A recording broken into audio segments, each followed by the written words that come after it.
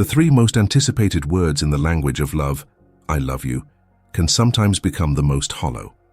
When a connection deepens, these words can transform from a heartfelt confession into a comfortable habit, a line spoken at the end of a phone call, a familiar echo.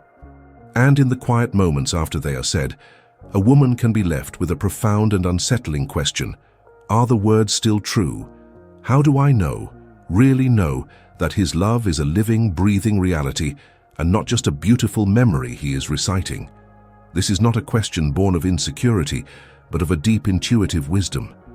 You know, on a soul level, that the truest things are rarely spoken aloud. You know that the real proof of a man's heart is not found in the grand declarations his conscious mind chooses to make, but in the small, involuntary confessions his soul makes when he isn't looking. But what if the most undeniable proof of a man's love has been happening right in front of you, hidden in plain sight? What if there was one secret, unconscious pattern of behavior that is a more reliable indicator of his devotion than any passionate promise? A behavior that his ego cannot fake, that his mind cannot strategize, because it does not originate in his mind at all. It originates from the deepest, most protective instinct of his soul. This video is about learning to see that proof. We will reveal the one secret thing a man unconsciously does when he is already truly and deeply in love. This is not a lesson in common body language or superficial signs.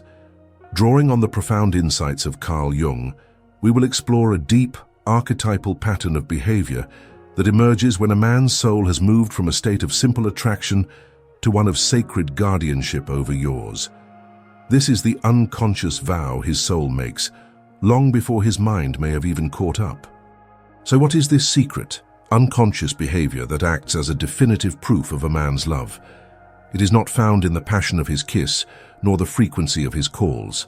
It is a subtle, almost invisible shift in the very nature of his attention. The secret thing a man does when he is already truly in love is that he unconsciously begins to see and to protect your inner child. Let us be absolutely clear. This is not about him treating you like a child or seeing you as weak or incapable. It is the exact opposite. It is about him having such a profound respect for the strong, capable adult woman you are that he feels safe enough to be let into the most tender and sacred part of your inner world. Every woman, no matter how strong, how sovereign, or how successful, carries within her the living presence of the girl she once was. This is the inner child. She is not a symbol of immaturity. She is the keeper of your soul's essence. She holds your capacity for wonder, your purest joy, your deepest vulnerabilities, and the memory of your oldest wounds. She is the most authentic, unfiltered, and precious part of your being.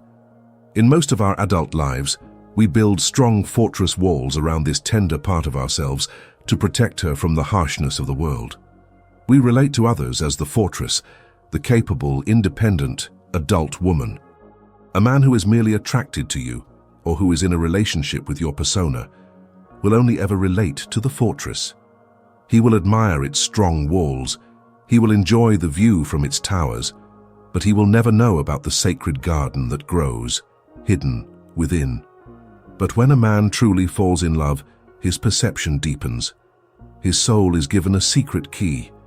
He begins to see through the strong walls of the fortress, and he catches a glimpse of the beautiful, fragile garden inside.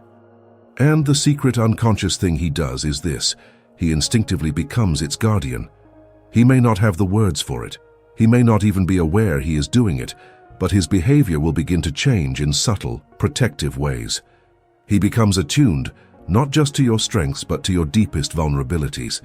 He starts to sense the parts of you that are young and hopeful and have been hurt before. His love ceases to be a simple attraction to the adult woman, and it transforms into a sacred, protective devotion to the well-being of your entire soul, including the most tender part of it. This is a sign of a man of profound depth and character. He is not in love with the perfect, invulnerable idea of you. He is in love with your total, complex, and beautiful humanity. The man who is only in love with your strength will run at the first sign of your weakness. But the man who is in love with your soul will see your vulnerability not as a flaw, but as a sacred privilege to be honored and protected. The emergence of this quiet, unconscious guardianship is the most powerful and undeniable sign that his heart is no longer just visiting. It has made its home with you. This profound, instinctual shift from being a suitor to becoming a guardian is not a random psychological event. It is the modern expression of one of the oldest and most powerful archetypal stories that lives in the collective unconscious of humanity. To truly understand the significance of this secret behavior, we must journey into the Jungian roots of the mature masculine and the sacred feminine. In the psyche of a well-developed man, there exists the archetype of the king. The king is not to be confused with the tyrant who seeks to control or the prince who is still on a quest for his own identity. The king is the mature, integrated masculine. He is a man who has faced his own shadows, who is confident in his own power, and who rules his own inner kingdom with wisdom, justice, and a deep sense of responsibility. The primary drive of the king is not to conquer new lands, but to create and protect a realm where life can flourish. Within every woman, and as the anima within every man, there exists the archetype of the maiden. The maiden, in her highest form, is not a symbol of weakness or naivety. She is the archetype of pure, untainted essence. She is the keeper of wonder, of vulnerability, of the soul's potential. She is the sacred garden at the center of the kingdom. The maiden's power is not in her strength to fight, but in her capacity to inspire, to feel, and to bring life and beauty into the world. A relationship between two immature psyches is often a chaotic interaction between the prince and a wounded version of the maiden.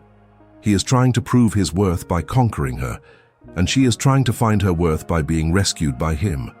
It is a relationship based on mutual need and unhealed wounds, but when a mature man, one who is in touch with his inner king, falls truly in love, the dynamic changes. His soul recognizes that it is no longer dealing with just another woman, another conquest. He senses on an unconscious level the presence of the sacred maiden within you, your inner child, your vulnerability, your purest essence. And the king's primary, deepest and most noble instinct is activated, the instinct to protect that which is sacred. His actions are the expression of this archetypal drama. He is not just a man looking after a woman. He is the king, instinctively creating a safe and protected kingdom so that the sacred maiden in his realm can feel safe enough to emerge, to play, to create, and to flourish without fear. His protection of your peace, his celebration of your play, and his defense of your vulnerability are all the acts of a king tending to the most precious part of his kingdom. This is why this behavior is the ultimate proof of his love. It is a sign that he has moved beyond the selfish needs of the prince and has stepped into the noble responsibility of the king. He is no longer just in love with your body or your personality. He is in love with your essence. And he has, on a soul level, made an unconscious vow to be the guardian of that essence. This is a bond forged not in the fleeting chemistry of attraction, but in the timeless, archetypal language of the soul. Now that we understand the archetypal story unfolding in his unconscious, let us bring this down to the real world. How does this secret, unconscious vow to protect your inner child actually manifest in his everyday behavior? The first and most powerful sign is this. He begins to actively and often subtly protect your peace. A man who is merely attracted to you is often a source of chaos himself. He may bring drama, unpredictability, and excitement. But a man who is truly in love begins to value your inner peace as if it were a precious and fragile treasure. He sees your emotional well-being not as your problem to manage, but as a sacred atmosphere that he has a role in preserving. He becomes the guardian of your sanctuary. This is not about him trying to control your life. It is about him acting as a buffer between you and the unnecessary harshness of the world. You will begin to notice it in small, almost invisible gestures. Perhaps you are at a family gathering, and a relative begins to bring up a topic that they know is a painful trigger for you. You brace yourself for the familiar wave of anxiety, but then you notice him from across the room, gently and skillfully steering the conversation in a different direction. He does it so smoothly that no one else even notices. He has not made a grand scene.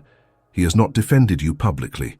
He has simply and quietly protected your peace. He saw the arrow coming toward your heart, and he stepped in front of it without a word. Or perhaps you are facing a difficult bureaucratic task, a stressful phone call with a utility company, or a complicated online form. He sees the frustration and exhaustion on your face. The man who is not in love might offer a simple, "Good luck with that." But the man whose soul has chosen you will say, "Let me do that for you. Your energy is too precious to be wasted on this." He is not saying you are incapable. He is saying your peace is more valuable than the task. He is actively choosing to absorb a moment of stress so that you don't have to. This protective behavior is most clearly visible when you yourself are overwhelmed. A woman who is still performing, who is afraid of being seen as weak, will often try to hide her exhaustion. But he begins to see through that mask. He doesn't just hear your words when you say, "I'm fine, just a little tired." He sees the subtle slump in your shoulders. He hears the slight weariness in your voice. And his king archetype is activated. He will not just suggest you rest. He will actively create the conditions for your rest. He might cancel your social plans for the evening on your behalf, telling your friends you need a quiet night. He might take over the chore you were about to do. He is, in essence, giving you permission to be vulnerable, a permission you might not have been able to give yourself. These are not the loud performative actions of a man trying to impress you. They are the quiet, consistent actions of a man who has unconsciously made your well-being a priority. He is tending to the garden of your soul, protecting it from unnecessary storms. This is the secret thing he does, and when you see it, you can trust that it is a sign of a love that is real, deep, and true.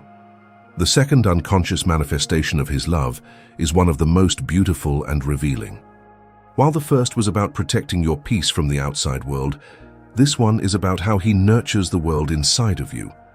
The secret sign is that he not only tolerates, but genuinely celebrates your play. Play, in this context, is the expression of your free, unedited, and authentic inner child. It is your moments of silliness, your quirky sense of humor, your creative passions, your uninhibited joy. It is the part of you that is not concerned with being productive or serious or adult. It is the part of your soul that simply delights in the act of being alive.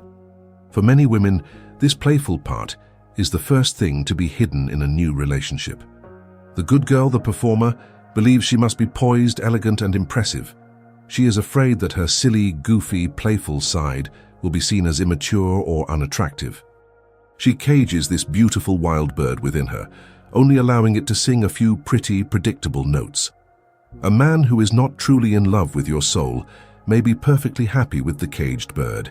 It is easy, it is predictable, it does not challenge him. But a man whose king archetype has been activated, whose soul has recognized yours, does not want a caged bird. He wants to see you fly. You will see this in the way he responds to your unique essence. He will not just politely chuckle at your quirky jokes. He will throw his head back with a deep, genuine belly laugh. He is not laughing at you. He is delighting in the unique, beautiful, and surprising way your mind works. He finds your personal brand of weirdness to be the most charming thing about you. You will see it in how he relates to your passions. He will not just say, "Oh, that's a nice painting," or "That's a nice garden." He will ask curious questions. He will want to know what inspires you. He will actively create the time and space for you to engage with the things that light you up, because he understands that when you are tending to your creative fire, your entire being becomes more radiant. He is not threatened by the parts of your life that do not include him. He is nourished by them, because he sees they are the source of your unique light. Most profoundly, he will see your moments of play and silliness not as a sign of immaturity, but as a sign of your ultimate trust in him. He understands, on an intuitive level, that for your inner child to come out and play, she must feel absolutely, unconditionally safe. Your willingness to be goofy, to be uninhibited, to be your unedited self in his presence is the greatest compliment you can give him. It is a sign that his presence is a true safe harbor. And he will cherish these moments, not as a performance you are putting on for him, but as a sacred gift, a glimpse into the beautiful, wild, and authentic garden that grows within the fortress walls of your soul. The third and most profound manifestation of his unconscious love is revealed not when you are strong, but when you are vulnerable. The secret, undeniable sign that his soul has chosen yours is that he actively defends your vulnerability, even from his own instinct to fix it. This is perhaps the most difficult test for the masculine psyche. Most men are conditioned to be problem solvers. When faced with a woman's tears, her fear, or her sadness, their ego and their overdeveloped logos principle immediately jump into action. They see her pain as a problem to be solved, a puzzle to be fixed. This is the source of well-intentioned but often deeply invalidating phrases like, "Don't cry," "It's not a big deal," or "Here's what you should do." He is not trying to connect with her feeling. He is trying to erase it, because her emotional world in its raw and non-linear form makes him feel powerless. The man who is truly in love has undergone a profound inner shift. His king archetype has learned that the greatest act of strength is not to solve her problems, but to create a space where she feels safe enough to have them. Think of your vulnerability as a delicate, sacred flame. The man who tries to fix you is like someone who, seeing the small flame, tries to blow on it aggressively to make it bigger. But in his impatience, he only extinguishes it completely. The man who loves your soul does not try to change the flame. He simply and reverently cups his hands around it, protecting it from the winds of judgment and the cold drafts of logic. He allows it to burn at its own pace, in its own way, trusting that its light is its own wisdom. What does this look like in practice? When you express a fear, he does not immediately counter with a logical argument for why you shouldn't be afraid. He gets quiet. He listens. He might simply say, "That sounds really hard." He is not validating the fear's logic. He is validating your right to feel it. When you are sad, he does not rush to cheer you up. He resists the urge to fill the space with solutions. Instead, he offers the quiet, steady power of his presence. He is not trying to pull you out of the darkness. He is showing you that he is not afraid to sit with you in it. This is what it means to defend your vulnerability. He defends it from the world's expectation that you should always be strong. He defends it from those who might dismiss your feelings as too much, and most importantly, he defends it from his own ego's compulsive need to be the hero who fixes everything. This is the ultimate gift of the king archetype. He is not just your partner. He is the guardian of your sacred garden, and he understands that the garden needs the rain of tears just as much as it needs the sun of joy to truly flourish. When a man offers you this profound level of safety, it is the final, undeniable proof. He is not just in love with the parts of you that are easy to love. He is in devoted service to the wholeness of your soul. We began this journey searching for a secret sign, a truth that lies deeper than the often repeated words, "I love you." We have traveled through the archetypal kingdom of his soul and witnessed the three sacred manifestations of a man's unconscious love: the protection of your peace, the celebration of your play, and the defense of your vulnerability. These are not just kind behaviors.